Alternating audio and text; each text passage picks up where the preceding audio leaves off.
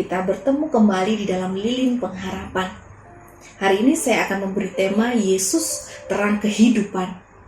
Saya yakin dan percaya lilin pengharapan ini menuju satu sosok, yakni Yesus yang menjadi sumber pengharapan kita.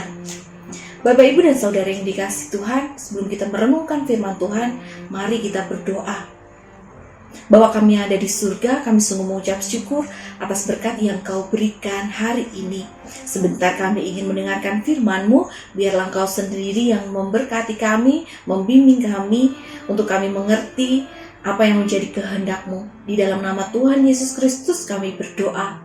Amin. Hari ini kita akan merenungkan Injil Yohanes 8 ayatnya yang ke-12 sampai yang ke-20. Saya akan membacakannya.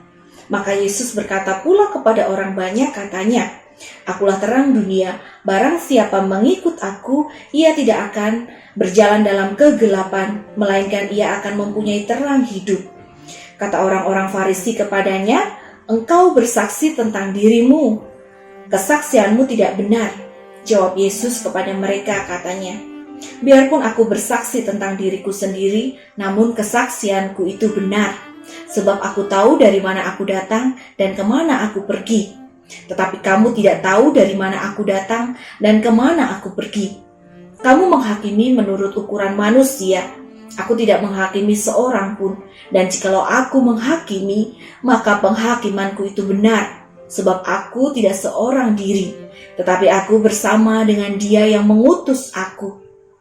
Dan dalam kitab Tauratmu ada tertulis bahwa kesaksian dua orang adalah sah. Akulah yang bersaksi tentang diriku sendiri, dan juga Bapa yang mengutus aku bersaksi tentang aku." Maka kata mereka kepadanya, "Di manakah Bapamu?" Jawab Yesus, "Baik aku maupun Bapakku tidak kamu kenal. Jikalau sekiranya kamu mengenal aku, kamu mengenal Bapakku." Kata-kata itu dikatakan Yesus dekat pembendaharaan waktu ia mengajar di dalam bait Allah. Dan tidak seorang pun yang menangkap dia, karena saatnya belum tiba. Biar kita tidak hanya mendengar firman Tuhan, tetapi melakukannya di dalam kehidupan kita sehari-hari. Bapak, Ibu, dan Saudara yang dikasihi Tuhan, melalui kebangkitan Yesus, Ia ingin menyatakan bahwa Ia mengalahkan kuasa maut, mengusir kegelapan dosa, dan memulihkan relasi manusia dengan Bapa. Jika kita boleh flashback ke belakang, Yesus Kristus adalah Allah yang turun ke dunia. Dalam pelayanannya, Ia menyatakan dirinya dengan kalimat ilahi yang kita dengar di dalam Injil Yohanes 8 ayatnya yang ke-12. Maka Yesus berkata pula kepada orang banyak, katanya, "Akulah terang dunia. Barang siapa mengikut aku, ia tidak akan berjalan dalam kegelapan, melainkan ia akan mempunyai terang hidup." Hanya melalui Tuhan Yesus, Sang terang dunia, manusia akan dibebaskan dari kegelapan, dan kepada mereka yang mengimani Kristus, kepada mereka diberikan terang hidup, yaitu hidup yang kekal. Yesus adalah terang yang sesungguhnya. Ia melenyapkan kegelapan dengan menerangi jalan yang benar kepada Allah dan keselamatan. Saya yakin Bapak, Ibu, dan Saudara sudah mengerti bahwa Yesus adalah terang. Namun, mungkin terkadang situasi membuat kita lupa bahwa Yesus adalah Sang terang. Pandemi Corona yang kita hadapi belakangan ini merupakan kegelapan di dalam konteks sekarang ini. Pandemik ini membuat kita cemas, takut, membuat diri kita terkadang egois, dan juga sering kali kita merasa ada kesedihan. Hal-hal ini membuat diri kita merasa sesak, merasa tercekik. Memang di satu sisi hal-hal tersebut membuat kita waspada, namun terkadang kita sulit melihat kebaikan dari hal-hal tersebut. Kita diliputi kegelapan yang pekat yang membuat kita sesak dan tercekik. Padahal kita memiliki Yesus yang memberi terang. Jika kita mau merasakan kehadiran Yesus, menerima kembali kedatangannya di hati kita, kita akan melihat hal-hal baik di tengah kegelapan hidup seperti saat-saat ini. Terang yang membuat kita melihat hal baik di tengah kesesatan dan kegelapan hidup. Hal baik yang saya lihat selama pandemi ini adalah anak saya yang tidak lagi sakit. Selama 3 bulan saya di sini, 8 kali saya pergi ke rumah sakit dan pergi ke beberapa dokter.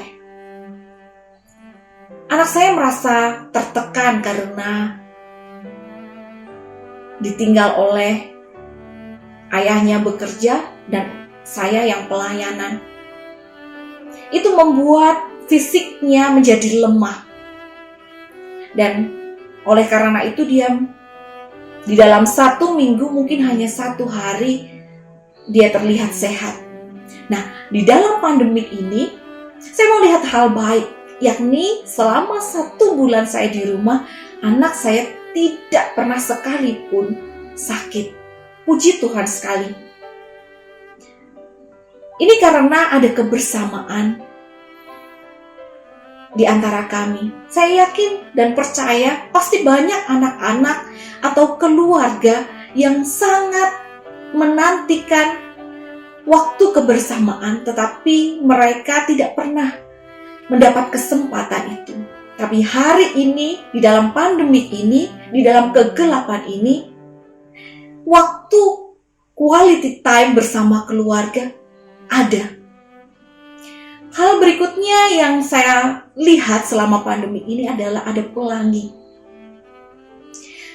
Pelangi yang jarang sekali terlihat di langit Jakarta. Kita tahu bahwa selama beberapa pekan ini, langit yang tadinya penuh dengan polusi, hari ini kita boleh melihat langit itu menjadi biru. Bahkan ada pelangi. Itu membuat hal baik itu patut